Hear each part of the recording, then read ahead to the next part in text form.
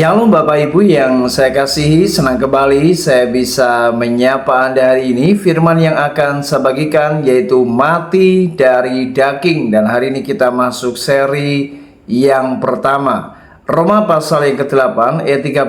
Firman Tuhan berkata, sebab jika kamu hidup menurut daging, kamu akan mati. Tetapi jika oleh roh kamu mematikan perbuatan-perbuatan tubuhmu, kamu akan hidup. Bapak Ibu yang saya kasihi, di dalam Roma pasal 8 ayat yang ke-5 sampai ayat yang ke-14, Rasul Paulus memberikan sebuah penekanan tentang adanya dua kelompok orang yang hidup di dalam daging dan hidup di dalam roh.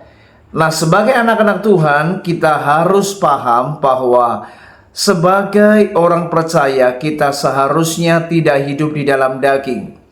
Orang yang hidup di dalam daging adalah mereka yang menyenangi, memperhatikan, dan suka akan hal-hal yang bersifat daging. Dan itu mematikan, saudara. Tetapi orang-orang yang hidup di dalam roh, mereka adalah orang-orang yang mau hidup dipimpin oleh Roh Kudus. Mereka hidup di dalam kehendak Allah dan mereka mematikan perbuatan daging dalam hidup mereka. Nah, sebagai orang-orang yang telah dimerdekakan oleh Kristus, kita seharusnya telah mati terhadap daging.